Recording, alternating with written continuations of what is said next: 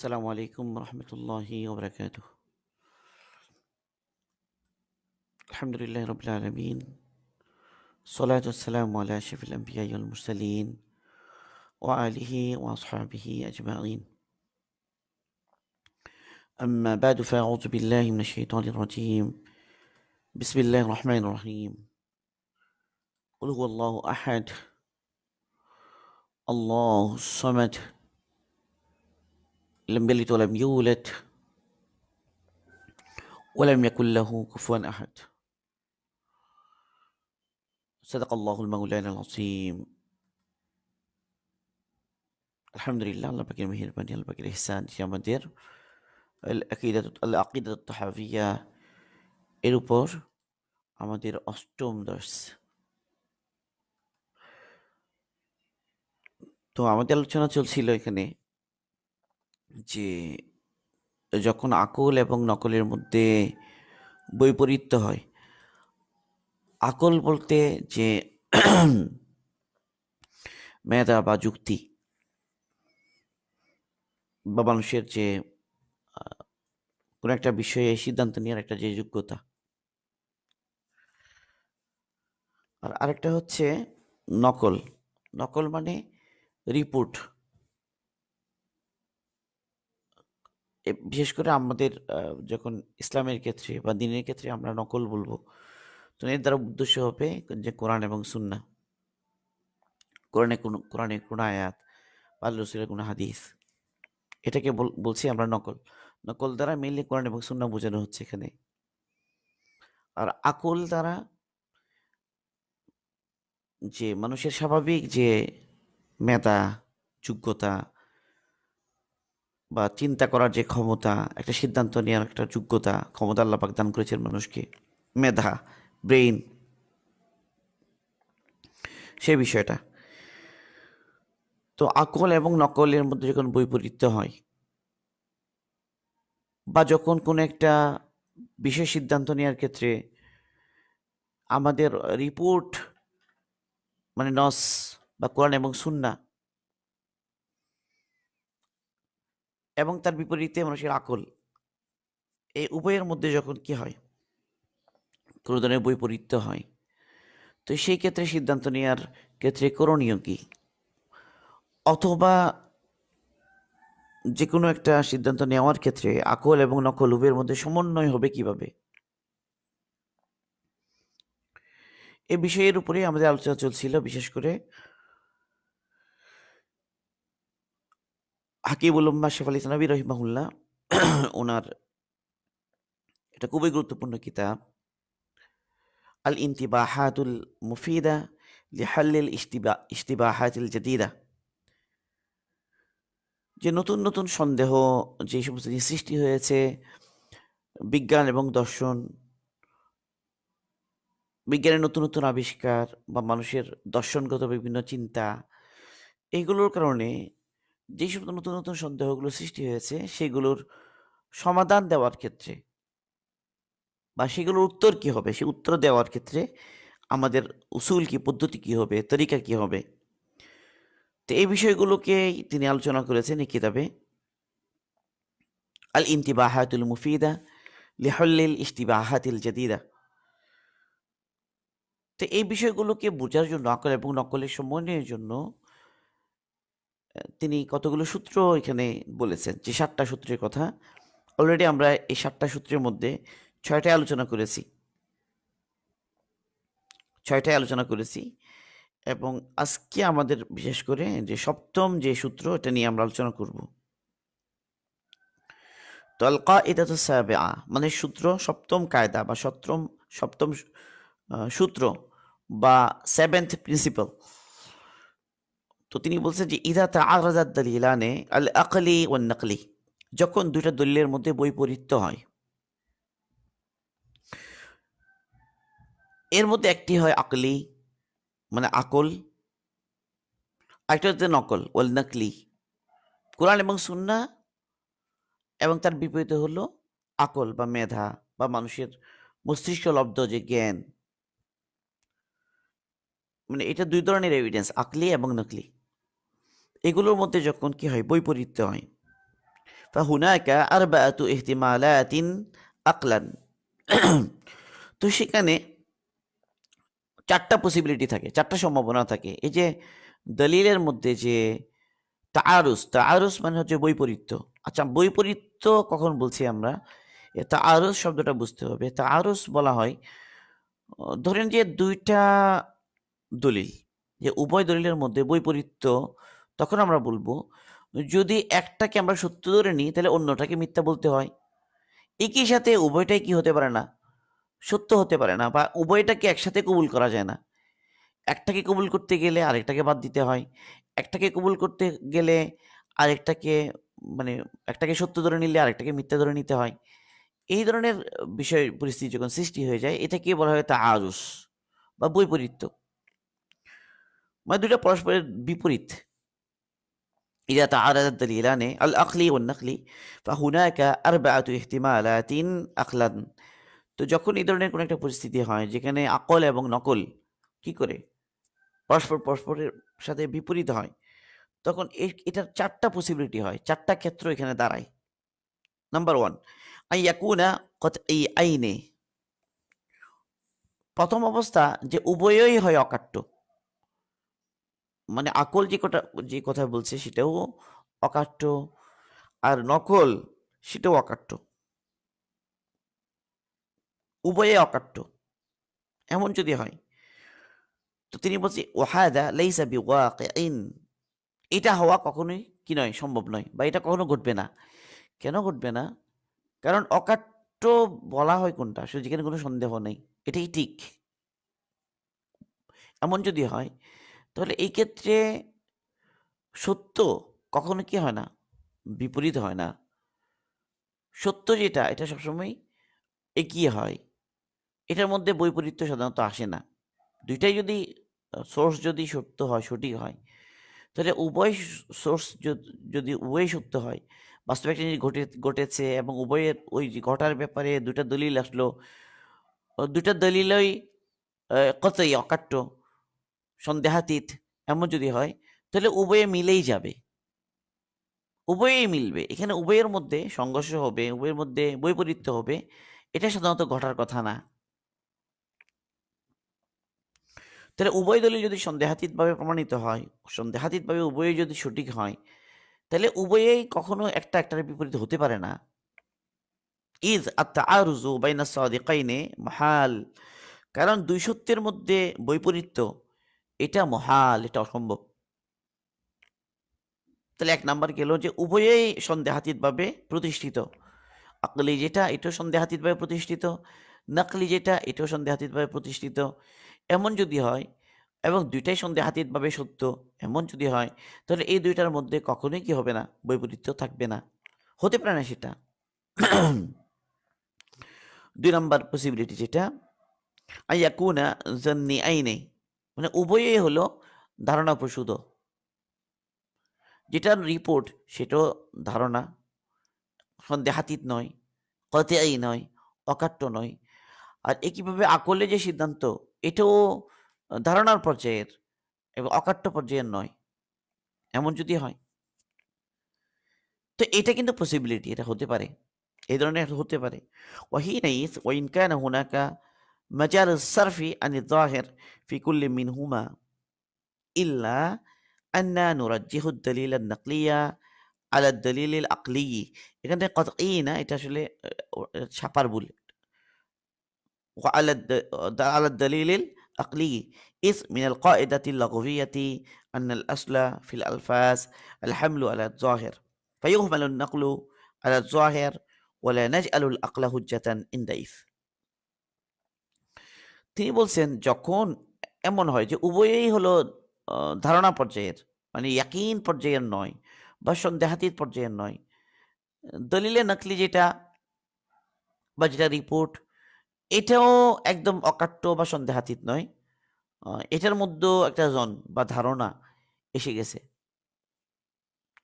আবার যেটা আকলি দলিল, ব্রেনের থেকে বা মেধার মাধ্যমে যে দলিল আমাদের সামনে এসে গেল, সেটাও জন্যই বা ধারণা, এটাও একদম সূত্রের পর্যায়ে নয়, একদম অকাট্য সূত্র, অকাট্যভাবে প্রমাণিত এরকম নয়। দুদিকেই ধারণা, দুদিকেই মানে অকাট্য নয়, সন্দেহাতীত নয়, এমন যদি হয়, মানে রিপোর্ট যেটা বলছে এটাও 100% মানে সন্দেহাতীত নয়, অকাট্য নয়, আকল যেটা বলছে সেটাও অকাট্য নয়। তো এমন যদি হয় তাহলে তো এখানে উভয় দিকেই উভয় দিকেই সেটা আকলি হোক বা নকলি হোক, উভয়টার ক্ষেত্রে এখানে মূল তার অর্থ যেটা, সেটাকে তার প্রকাশ্য অর্থ থেকে অন্যদিকে ফেরানোর বা অন্যদিকে ব্যাখ্যা করার তো সুযোগ উভয় ক্ষেত্রেই আছে। উভয় ক্ষেত্রেই তো এই সুযোগটা আছে যে অন্যদিকে এটার অর্থকে ফেরানো যায় বা এটাকে একটা ব্যাখ্যা করা যায়, তাবিল করা যায়। কিন্তু আন্না নুরাজ্জিহু দলিল নাকলিয়া আলা দলিল আকলি, কিন্তু আমরা প্রাধান্য দিব দলিলে নকলি যেটা, যেটা রিপোর্ট, সেটাকে আমরা প্রাধান্য দিব দলিলে আকলিকে, আকল যেটা বলছে তার উপরে। ইদ, কেননা মিনাল কায়দাতিল লাগভিয়াতি, কারণ মানে কায়দাতুল লাগভিয়া মানে কোনো একটা শব্দের মানা নেওয়ার ক্ষেত্রে, অর্থের নেওয়ার ক্ষেত্রে সূত্র হলো যে আন্নাল আসলাফিল আলফাজি, কোনো একটা শব্দের মধ্যে মূল হলো আল হামলু আলা যাহির, প্রকাশ্যভাবে যা বোঝা যাচ্ছে সেটাকেই নেয়া। তাহলে ফায়ুহমালুন নাকলু আলা যাহির, তাহলে স্বাভাবিকভাবে আমার রিপোর্ট কোরআন এবং সুন্নাহ তার শাব্দিক তর্জমা বা শাব্দিকভাবে এর দ্বারা যা বোঝা যায় সেটাকে আমরা নেব। ওয়ালা নাজআলুল আকলা হুজ্জাতান ইনদাইস, সেই ক্ষেত্রে আমরা আকলকে দলিল বানাবো না বা আকলকে হুজ্জত বানাবো না, আমরা নকলটাকেই গ্রহণ করব যখন উভয়টাই হয় ধারণাপ্রসূত, কোনো দিকেই অকাট্য নয়, সেক্ষেত্রে আমরা নকলকেই গ্রহণ করব, এটা বলা হচ্ছে। এবং তার বিরুদ্ধে আকলকে আমরা কি বানাবো না, দলিল বানাবো না, কারণ আকল তো অকাট্যভাবে সেটাকে প্রমাণ করতে পারছে না। তাহলে আকলের ধারণাপ্রসূত একটা বিষয়, আকল দিয়ে আমরা ধারণা করছি একটা জিনিস, সেটার ভিত্তিতে আমরা কোনো একটা নকলকে কি করব না, অস্বীকার করব না, যে নকলটাও কি ধারণাপ্রসূত বা একদম অকাট্য নয়, সন্দেহাতীত নয়। সন্দেহাতীত হয়ে গেলে তো তখন আর প্রশ্ন আসে না, যেটা এতটুকু পর্যায়ে যে অকাট্য নয় কিন্তু এটাও নকল, রিপোর্ট বলছে এমন, তো রিপোর্টটা একদম 100% অকাট্য নয়, সেক্ষেত্রেও আমরা রিপোর্টকে প্রাধান্য দিব। কারণ এদিকে তার বিপরীতে আকল যেটা, আকলও তো সন্দেহাতীতভাবে এটাকে প্রমাণ করতে পারছে না, সেই কারণে। ৩ নাম্বার, আন ইয়াকুনা দলিলুন নকলিয়্যু কতইয়ান ওয়াল আকলিয়্যু যন্নিয়ান, আর যখন হয় দলিলে নকলি রিপোর্ট যেটা, সাউন্ড রিপোর্ট যেটা আমার কাছে এসেছে, নিশ্চিত খবর যেটা, সেটা নিশ্চিত, সেটা নিশ্চিত, সেটা একদম অকাট্য। আর আকল যেটা বলছে এটা ধারণা করে বলছে, এমন যদি হয় তাহলে সেই ক্ষেত্রে তো অবশ্যই নকলকে প্রাধান্য দিতে হবে। এখানে নকলের উপরে আকলকে প্রাধান্য দেওয়ার কোনো কি নাই, সুযোগই নাই। ফান্নাকলু মুকাদ্দামুন কতআন আলাল আকলি ফি হাদিস সূরা, এই সূরাতে তো অবশ্যই যেটা রিপোর্ট আমার কাছে কোরআন সুন্নাহতে এসে গেছে, সেই রিপোর্টটাকে মুকাদ্দাম রাখতে হবে, প্রাধান্য দিতে হবে কতআন অকাট্যভাবে, আল আকলি আকলের উপরে, ফি হাদিস সূরা এই সূরাতে। ৪ নাম্বার, আইয়াকুনা দলিলুল আকলিয়ু কতইয়ান ওয়ান নাকলিয়ু যন্নিয়ান, ও সরি, হ্যাঁ ঠিক আছে, ৩টা গেছে, তাহলে ওখানে আকল, নকল যেটা এটা অকাট্য, আর আকল যেটা এটা ধারণাপ্রসূত, আকলেরটা। এমন যদি হয় তাহলে নকলকে কি দিতে হবে, ফান্নাকলু মুকাদ্দামুন কতআন আল আকলি ফি হাদিস সূরা, কাজেই কোনো এটা সন্দেহ নাই যে অবশ্যই এখানে নকলকে প্রাধান্য দিতে হবে।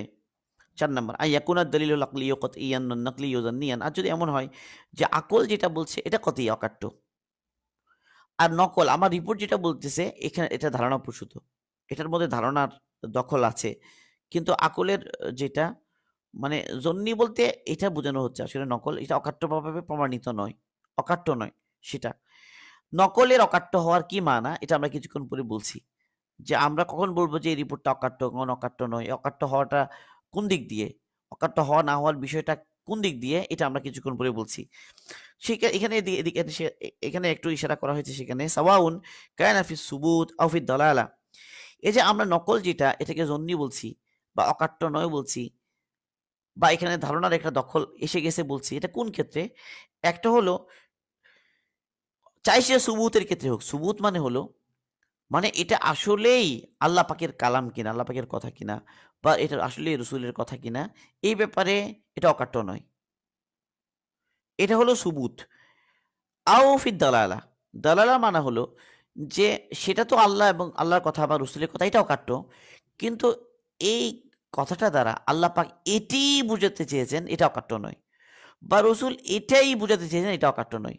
মানে কি বুঝাচ্ছে ওই নকল দ্বারা আমরা কি বুঝবো, বুঝার ক্ষেত্রে অকাট্য নয়। একটা হলো এটা সাহাবেদ হওয়ার ক্ষেত্রে আল্লাহর কথা কিনা রসুলের কথা কিনা, সেক্ষেত্রে অকাট্য নয়। তার বিপরীতে আরেকটা হলো দালালা, এটার অর্থ বোঝার ক্ষেত্রে অকাট্য নয়। এটা দুইটার সুরত হতে পারে। এটা হতে পারে সুবুতের দিক দিয়ে, হতে পারে এটা দালালাতের দিক দিয়ে। এটা আমরা কি আরো স্পষ্ট করবো ইনশাআল্লাহ সামনে। তো ফায়ুকদ্দামু হিনা ইয আদ-দালিলুল আকলিয়ু ওয়া ইয়াজিবু আত-তা'বিল ফি নাকলি। এমন যদি হয় তাহলে সেই ক্ষেত্রে দলিল আকলি যেটা, এটা যেহেতু সন্দেহাতীতভাবে প্রমাণিত, এখানে কোনো আর জনের কোনো ইয়া নাই, ধারণার কোনো দখল নাই, এটা একদম অকাট্যভাবে প্রমাণিত হয়ে যাচ্ছে আকল দ্বারা। এমন যদি হয় সেক্ষেত্রে আকলেরটাকেই কি রাখতে হবে, অগ্রণ রাখতে হবে, এবং নকল যেটা ওটাকে তাবিল করতে হবে, কারণ ওটা তো কিনা অকাট্য নয়, সেই জন্য। তো ফাহাদা হুয়াল মাউদে আল ওয়াহিদ আল্লাযী তুকদ্দামু ফীহি আদ-দিরায়াতু আলা আর-রিওয়ায়া ফালা ইউ'মালু বিযালিক ফি জামিইল মাওয়াদিহ। তিনি বলছেন যে এটা একমাত্র ক্ষেত্র যেই ক্ষেত্রে দেরায়া মানে আকল যেটা, আকল মানে দলিলে এভিডেন্স যেটা কি আকলের মাধ্যমে, সেটাকে কি দিতে হবে, প্রাধান্য সামনে দিতে হবে বা আগে রাখতে হবে দলিলের উপরে বা দলিলের নকলির উপরে, রেওয়ায়তের উপরে। ফালা ইউমালু বিযালিক ফি জামিল মাওয়াদে, কিন্তু অন্য সব ক্ষেত্রেই এটার উপর আমল করা যাবে না, কেবলমাত্র ৩ নম্বর ক্ষেত্রেই এটার উপর আমল করা যাবে। তাই 4টা সিচুয়েশন, এটা ইংরেজিতে আবার এখানে লেখা হয়েছে। Only 4 situations are rationally possible in which there can be a contradiction between rational argument and argument based on report.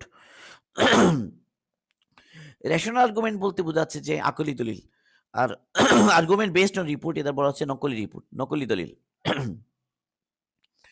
তো এই আকলি দলিল এবং নকলি দলিলের মধ্যে যখন কি হয়, তারুজ হয়, তখন 4টা পসিবিলিটি, একই কথাগুলি।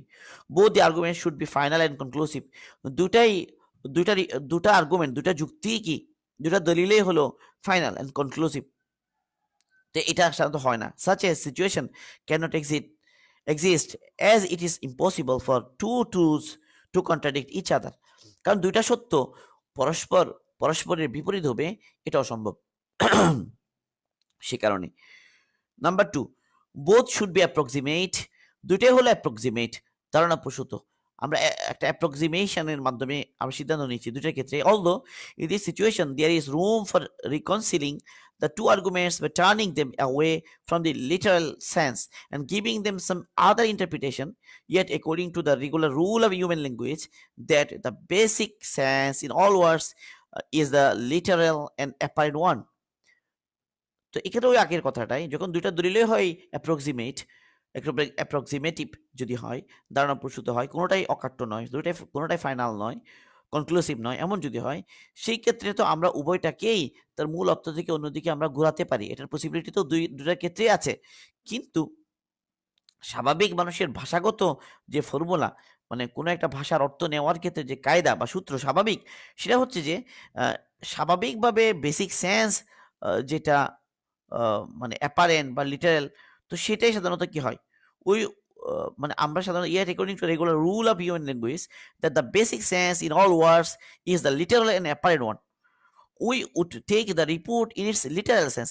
মানে স্বাভাবিকভাবে যেটা এটার মানা যেটা বোঝায়, রিপোর্টটা সে বানা থেকে আমরা নিব, would not consider the connotation of the rational argument as valid. সেক্ষেত্রে আমরা রেশনাল আর্গুমেন্ট যেটা, যুক্তি যেটা বা আকলের যে সিদ্ধান্ত, এটাকে আমরা ভ্যালিড মনে করব না, কারণ উভয়ই তো ধারণা প্রসূত। The argument based on report should be final, while the rational argument should be approximate. আর যদি এমন হয় যে রিপোর্টটা ফাইনাল বা কনক্লুসিভ, আর যেটা আকলের যে যুক্তি বা আকলের যে সিদ্ধান্ত সেটা অ্যাপ্রক্সিমেটিভ, এমন যদি হয়, সেক্ষেত্রে তো স্বাভাবিকভাবেই যেটা নকলি দলিল যেটা, যেটা রিপোর্ট যেটা, সেটাকেই কি দিতে হবে, প্রাধান্য দিতে হবে, যেহেতু সেটা final and conclusive. 4 number, the rational argument should be final, while the argument based on report should be approximate. আর যখন এমন হয় যে রেশনাল আর্গুমেন্ট যেটা এটা ফাইনাল, আকল যেটা বলছে সেটা কনক্লুসিভ, আর রিপোর্ট যেটা এটা অ্যাপ্রক্সিমেট বা সেটা হচ্ছে যে জন্নি বা অকাট্য নয়, সেক্ষেত্রে তো মানে আমরা রেশনাল আর্গুমেন্টটাকে প্রাধান্য দিতে বাধ্য। তো মাত্র একটা ক্ষেত্র আছে যেখানে আমাদের কি দিতে হবে, এই রেশনাল আর্গুমেন্টটাকে প্রাধান্য দিতে হবে, সে 4 নাম্বার।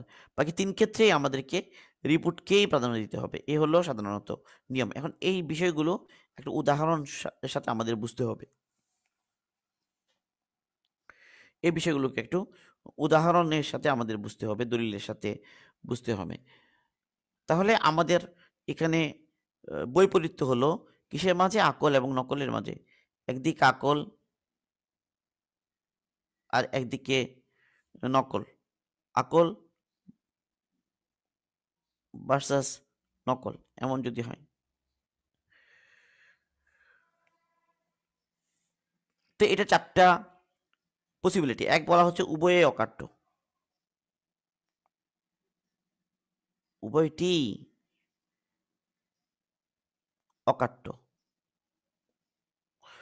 উভয়টি অকাট্য এটা হওয়া সম্ভব বলছেন, কারণ ধরেন আকল যেটা, আকলেরটা হলো অকাট্য কিরকম, একে একে 2 হয় এরকম, 1 + 1 = 2। এটা যেমন অকাট্য, এটা আকলের অকাট্য, আর এটা নকলের অকাট্য। তো এটা কখনো কি হয় না? বিপরীত হয় না, কারণ 2টা সত্য একসাথে পরস্পরের বিপরীত হয় না। এই কারণে একটা সিচুয়েশন হলো উভয়টি অকাট্য। 2 নম্বর সিচুয়েশন যেটা, সে হলো নকলটা, ওটা নকল উভয়টি অকাট্য নয়, উভয়টি অকাট্য নয়। এটাও 2 নম্বর সিচুয়েশন। উভয়টি যখন অকাট্য নয়, সেক্ষেত্রে আমরা তো উভয়টির দ্বারা যা বোঝা যাচ্ছে 2টাকে আমরা ব্যাখ্যা করতে পারি, কিন্তু ব্যাখ্যা না করে এক্ষেত্রে নকল যেটা, এটাকে তার স্বাভাবিক অর্থের উপর নিতে হবে, এবং তার বিপরীতে আকলকে হুজ্জত বানানো যাবে না, যেহেতু আকলও অকাট্য নয় সে কারণে। এটা 2 নম্বর। এই 2টা। তারপর 3 নাম্বার হলো, 3 নম্বর সিচুয়েশন হলো যে আকল যেটা, এটা অকাট্য নয়, কিন্তু নকল যেটা, এটা অকাট্য। এটা 3 নম্বর সিচুয়েশন। আকল যেটা এটা অকাট্য নয়, কিন্তু নকল যেটা অকাট্য। এমন যদি হয়, তাহলে কিছুক্ষণ আগে আমরা বললাম যে নকলের যে জন্যি বা অকাট্য নয় হচ্ছে, সেটা স্বাভাবিকভাবে নিয়েছি আমরা, সেক্ষেত্রে ক্ষেত্রে আকলকে আমরা প্রাধান্য দিই, যেহেতু আকল অকাট্য নয় সেই জন্য। তো এই ক্ষেত্রে নকল যেটা অকাট্য, সেটাকে প্রাধান্য দিতে হবে। এখানে আকল অকাট্য এটাকে নেওয়া যাবে না। এটা নেওয়া যাবে না, মানে নকলের অকাট্যের বিপরীতে। এটা 3 নম্বর সিচুয়েশন। 4 নম্বর সিচুয়েশন হলো আকল যেটা অকাট্য, আর নকল যেটা, এটা অকাট্য নয়।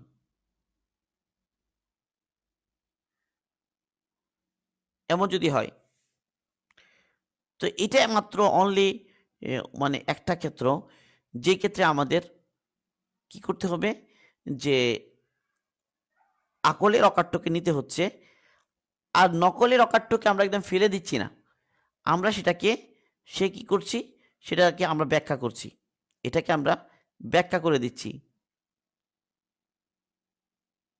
এটাকে আমরা ব্যাখ্যা করছি।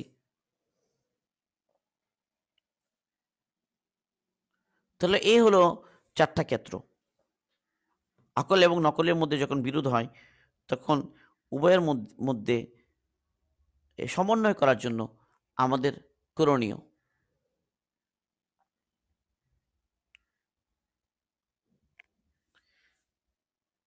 এই 4টা সিচুয়েশন। এখন আমরা বলতে চাচ্ছি যে একটা বিষয় এখানে বুঝার, যে নকল যেটা, এটা অকাট্য হওয়া না হওয়ার 2টা দিক। নকল, নকল মানে রিপোর্ট।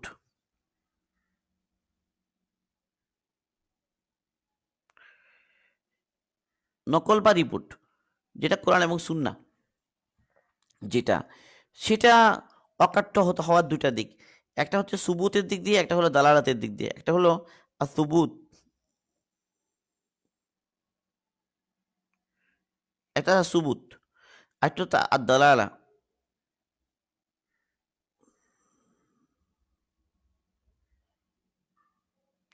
সুবুত এবং দালালাত। সুবুত বলা হয় যে এটা আল্লাহ পাকের কথা বা রসুলের কথা হওয়ার দিক দিয়ে এটা অকাট্য। আরেকটা হলো যে তা সেটা দ্বারা যা বুঝাচ্ছে সেটা অকাট্যভাবে ওই একটা জিনিসই বোঝাচ্ছে এমন যদি হয়, সুস্পষ্ট যদি অর্থ হয় তার, সেটা হলো তার দালালাতের ক্ষেত্রে অকাট্য।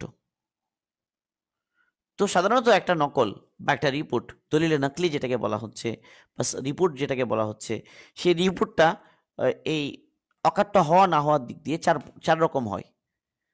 এক এক হতে পারে যে সে সুবুতের দিক দিয়ে অকাট্য এবং দালালাতের দিক দিয়ে অকাট্য। সুবুতের দিক দিয়ে অকাট্য এবং দালালাতের দিক দিয়ে অকাট্য, এটার উদাহরণ হচ্ছে ধরা যায় কোরআনে পাকের একটা আয়াত, যে আয়াতটার অর্থ একদম সুস্পষ্ট। কোরআনে পাকের আয়াত বা হাদিসে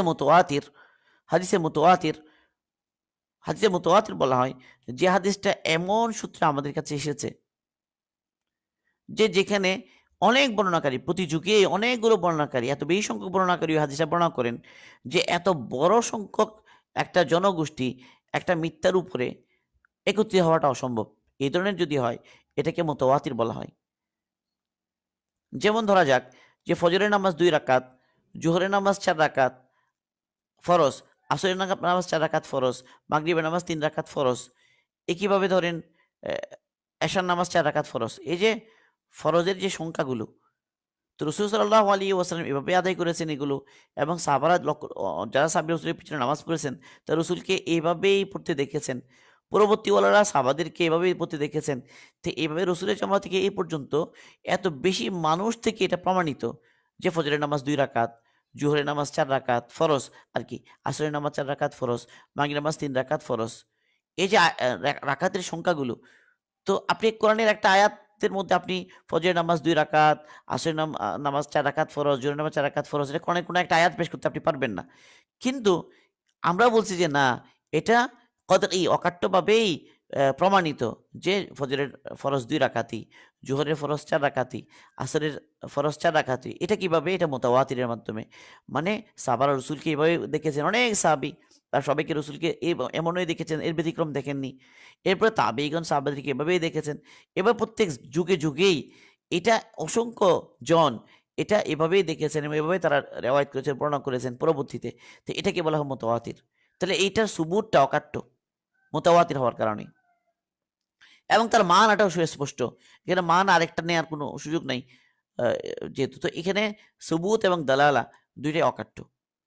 তো কোরআনের একটা আয়াত যেটা সুবুত অকাট্য, মানে যে আল্লাহ পাকের কালাম, এটা নিয়ে কোনো সন্দেহ নেই।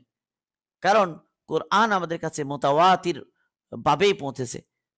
রাসূল সাল্লাল্লাহু আলাইহি ওয়াসাল্লাম থেকে সাহাবারা শুনেছেন, অসংখ্য সাহাবা, তাদের থেকে তাবেঈগণ শুনেছেন। এবারে কোরআন যে আমাদের কাছে এসেছে এটা মুতাওয়াতির সনদে এসেছে।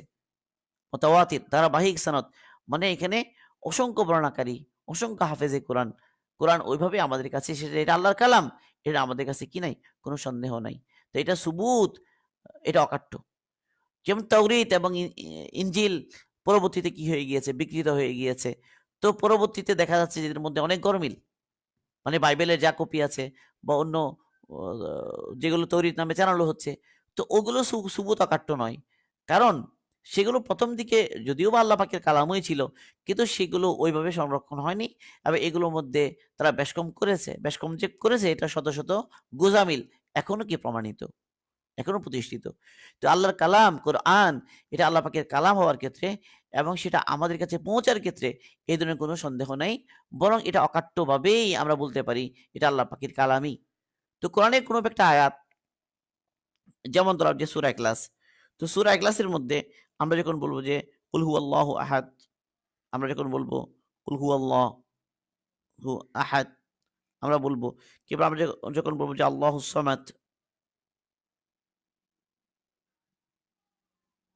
আল্লাহুস সামাদ, তো লাম ইয়ালিদ ওয়া লাম ইউলাদ ওয়া লাম ইউলাদ ওয়া লাম ইয়াকুল লাহু কুফুয়ান আহাদ। সূরা ইখলাস ধরলাম। তো সূরা ইখলাসের মধ্যে এখানে কুল হুয়াল্লাহু আহাদ, যে আপনি বলুন আল্লাহ আল্লাহ আল্লাহ এক ও দ্বিতীয়। তো এটার মানা, এই আহাদের মানা সবাই এ অদ্বিতীয় মনে করবে, এটার অন্য কোনো মানা আর কেউ নিবে না। আল্লাহ সমাত, আল্লাহ পাক অমুখাপেক্ষী, এটার অর্থ সবাই একই রকমই বুঝবে। লাম ইয়ালিদ ওয়া লাম ইউলাদ, আল্লাহ পাক কাউকে জন্ম দেননি এবং আল্লাহ পাক কারো কাছ থেকে জন্ম নেননি, এইগুলোর অর্থ সবাই একই রকমই বুঝবে। তো বুঝার ক্ষেত্রে একই রকম, এখানে কেউ আরেকটা বুঝবে না। এটাকে বলা হচ্ছে কতঈ দালালা, মানে অকাট্যভাবে এটার মানা এটাই, তার অর্থের মধ্যে মানে অন্য কিছু হওয়ার সম্ভাবনা নাই। তাহলে একটা নকলি দলিল বা একটা রিপোর্ট যেটা অকাট্যভাবে প্রমাণিত হচ্ছে, ওটা হচ্ছে সেটা আল্লাহ পাকের কালাম, কোরআন পাকের কোনো একটা আয়াত, অথবা আল্লাহ রাসূলের এমন হাদিস যে হাদিসে মোতাওয়াতির হওয়ার কারণে এত অধিক সংখ্যক সাহাবী এটা বর্ণনা করেছেন এবং পরবর্তী যুগে কত অধিক সংখ্যক বর্ণনা করেছেন যে এতগুলো লোকের একটা মিথ্যার উপরে একত্রিত হওয়া অসম্ভব। এটাকে বলা মোতাওয়াতির। তো এরকম যদি হাদিসে মোতাওয়াতির হয়, কিংবা যদি সেটা হয় যে কোরআনের আয়াত, তো যে তার যে সুবুত যেটা, এটা অকাট্য। আবার সেটার তার অর্থ যদি সুস্পষ্ট হয়, যেমন বললাম যে নামাজের রাকাত সংখ্যা, এটা মোতাওয়াতির ভাবে আমাদের কাছে পৌঁছেছে এবং সেটা সবাই কি বুঝি আমরা, এটা দ্বিতীয় আরেকটা বোঝার সম্ভাবনা নাই। তো দালালা যেটা, এটা তার কি বোঝায়, এটাও অকাট্য। এবং তার সুবুত, এটা যে রসুলের থেকে আমাদের কাছে এভাবে প্রমাণিত, এটাও কি অকাট্য। কাজেই সেটা কতঈউ সুবুত এবং কতঈউ দালালা, মানে সুবুত এটা যে রসুলেরই কথা বা রসুলের তরফ থেকে এসেছে বা আল্লাহ পাকের এই যে কালাম, এটা আল্লাহ পাকের কালাম হওয়ার ব্যাপারে কোনো সন্দেহ নাই, এটা হলো সন্দেহাতীতভাবে প্রমাণিত। একইভাবে সেটার অর্থ মানা, তার দ্বারা কি উদ্দেশ্য, যেমন আমরা কুল হুয়াল্লাহু আহাদের ক্ষেত্রে বলছি, আল্লাহুস সামাদ লাম ইয়ালিদ ওয়া লাম ইউলাদ, এই কথা বলছি যে সূরা ইখলাসের যে অর্থ আমাদের কাছে আছে, আমরা সূরা ইখলাস পড়লে আমরা যা বুঝি সেটার মানাটাও কি দালালাত, যে দালালাত যেটা, এটা অকাট্য, সবাই একই বুঝবে। এটা হলো কতঈউ সুবুত, কতঈউ দালালা। কোন ক্ষেত্রে এমন হতে পারে যে এটা কোরআনের আয়াত, এটা সন্দেহ নেই, কিন্তু তার অর্থ কি সেটা নিয়ে কি হয়ে গিয়েছে, ইখতিলাফ হয়ে গিয়েছে। তার অর্থ সবাই একই বুঝবে না, অর্থ ভিন্ন ভিন্ন। তো এক্ষেত্রে সুবুত যেটা, এটা অকাট্য, কিন্তু তার দালালাত যেটা অকাট্য নয়, মানে সন্দেহাতীতভাবে এটার মানা, এটা নির্দিষ্ট নয়, মানে একাধিক অর্থ হওয়ার মানে পসিবিলিটি আছে, বা একাধিক অর্থ হতে পারে একই আয়াতের, এমন যদি হয়ে যায়, তো সেই ক্ষেত্রে সেটাকে কি ধরা হবে না, মানে সুবুত অকাট্য কিন্তু দালালাত অকাট্য নয়। তো দালালাত অকাট্য না হওয়ার কারণে দলিলটা আর অকাট্য রইল না, কারণ একদিক দিয়ে তো সে কি হয়ে গেল, জন্নি হয়ে গেল। ৩ নম্বর হলো সুবুতটা অকাট্য নয়, সুবুতটা হলো জন্নি। যেমন রাসূল সাল্লাল্লাহু আলাইহি ওয়াসাল্লামের কোন একটা হাদিস মাত্র একজন রাবী বর্ণনা করেছেন, এমন যদি হয়, কবরে ওয়াহিদ যেটা বলা হয়, তো কবরে ওয়াহিদ একজনই বর্ণনা করেছে, এটা মুতাওয়াতির নয়, অনেকে বর্ণনা করেছেন এমন নয়। তো সেই ক্ষেত্রে কি হয়ে গেছে, কবরে ওয়াহিদ, এটা সুবুতটা হয়ে গেছে জন্নি। আর তার মানাটা আবার সুস্পষ্ট হতে পারে। মানা কি, অর্থ, এটা সুস্পষ্ট, এটা একটা জিনিসই বোঝাচ্ছে। তো এটা হলো জন্নি ও সুবুত কতঈ দালালা। আর ৪ নাম্বার হতে পারে এমন জন্নি ও সুবুত, জন্নি ও দালালা, মানে এটা যে রসুলেরই কথা, এটা অকাট্য নয়, আবার এটার মানাও একই নয়, একাধিক হতে হওয়ার পসিবিলিটি, এমন যদি হয়ে যায় সে বলা হবে জন্নি ও সুবুত, জন্নি ও দালালা। তাহলে নকল যেটা, মানে রিপোর্ট যেটা, কোরআনের আয়াত অথবা হাদিস, এগুলোরও কি চার ধরনের হতে পারে, কতঈ সুবুত, কতঈ দালালা, কতঈ সুবুত, জন্নি ও দালালা, জন্নি ও সুবুত, কতঈ দালালা, মানে তার তার সুবুতটা কি জন্যি, এটা কি আল্লাহর কথা বা রসুলের কথা কিনা, এটা 100% কনফার্ম না, ফাইনাল না। এখানে কিছুটা কি জন বা ধারণার একটা পসিবিলিটি আছে, কিন্তু অর্থটা সুস্পষ্ট, অর্থের দালালটা সুস্পষ্ট, এমনও হতে পারে। তাহলে এরকম 4টা ক্ষেত্র হতে পারে। তো ফুকাহা যারা, যারা উসুল, যারা উসুল উসুলবিদ যারা, তো তারা কি করেছেন যে কোনটা দ্বারা কি সাবেত হবে, কোনটা দ্বারা ফরজ সাবেত হয়, কোনটা দ্বারা ওয়াজিব সাবেত হয়, কোনটা দ্বারা সুন্নাহ সাবেত হয়, সুন্নাতে মুআক্কাদা সাবেত হয়, কোনটাতে সুন্নাতে জায়েদা সাবেত হয় বা মুস্তাহাব সাবেত হয়, এটা সাবেত করেন তারা। তো দলিলের ভিত্তিতে, দলিলের মানে শক্তির তারতম্য তারা দেখেন, এটা কি সন্দেহাতীতভাবে প্রমাণিত নাকি না, এই ধরনের ক্ষেত্র। তো এই হলো দলিল, মানে দলিলে নকলি, তার মধ্যে বিভিন্ন অবস্থা এসে যেতে পারে। আর আকলের মধ্যে অকাট্য হওয়া, মানে আকলের মধ্যে অকাট্য হওয়া না হওয়া, 2টা ক্ষেত্র হতে পারে। আকল অকাট্য মানে ওই যেমন 1 × 1 = 2, 2 × 2 = 4, একই জিনিস একসাথে সাদা এবং একসাথে কালো হতে পারে না একই সাথে, যে এই ধরনের বিষয়গুলো মানে যেগুলো আকলের অকাট্য, আর কতগুলো হচ্ছে আকলের ধারণা। আকলের বিষয়টা ৩ রকম হতে পারে। আকলের বিষয়টা একটা হতে পারে যে একদম অকাট্য, আরেকটা হলে মানে এই শব্দগুলোকে আমি এভাবে লিখি, আরবিতে লিখি। একটা হলো আল ইয়াকিন,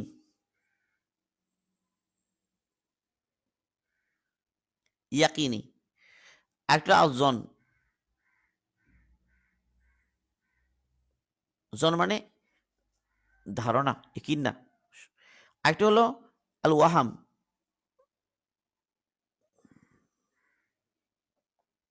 একটা হচ্ছে আল ওয়াহাম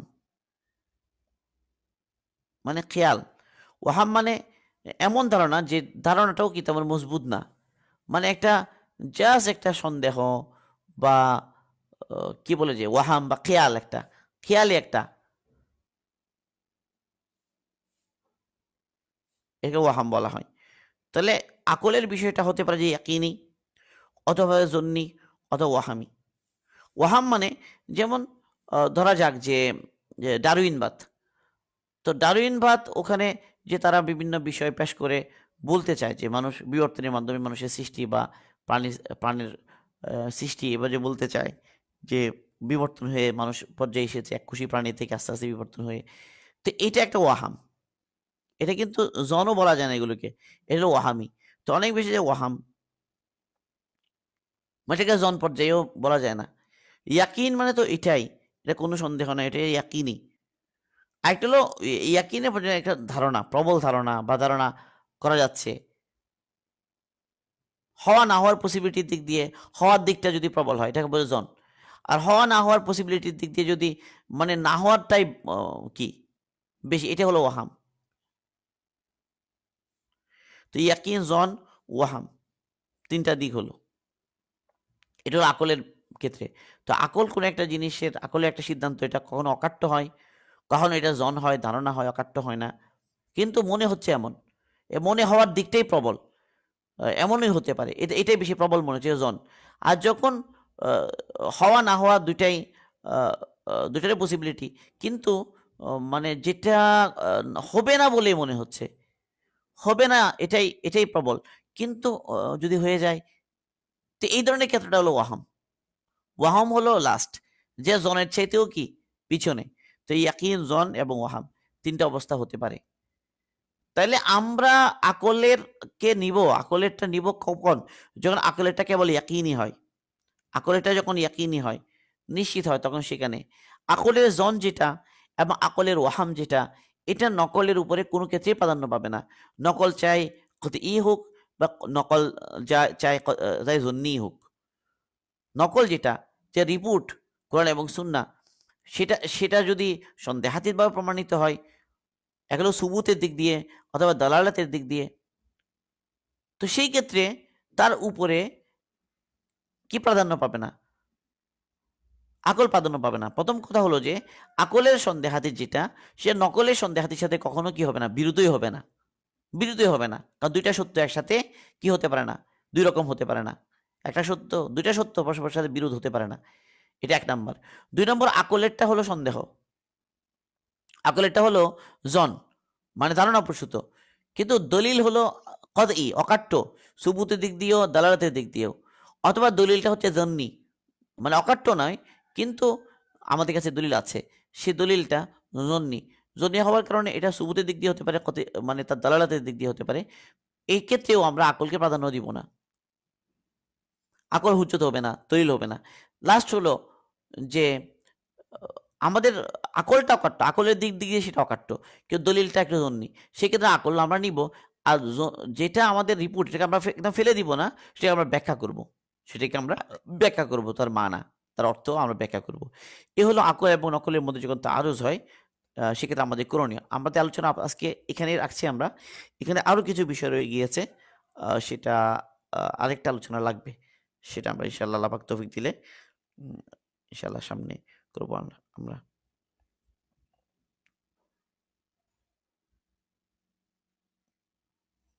তাহলে আমাদের এখানে টোটাল যা কথা দাঁড়ালো যে আকল এবং নকল, ওনার এই ৪টা সবগুলো কায়দায় মোটামুটি আলোচনা শেষ হয়ে গেল। আমরা ওনার যে কায়দাগুলোর কথা উনি বলেছেন সেগুলো আমরা আপাতত এখানে শেষ করলাম। এই ৭ টা কায়দা। তো এখানে আর কিছু কথা রয়ে যাবে, এগুলো সামনে আল্লাহ পাক তৌফিক দিলে আমরা বলব ইনশাআল্লাহ। সুবহানাল্লাহি ওয়া বিহামদিহি, সুবহানাকাল্লাহুম্মা বিহামদিকা, আশহাদু আল্লা ইলাহা ইল্লা আনতা আস্তাগফিরুকা ওয়া আতুবু ইলাইক।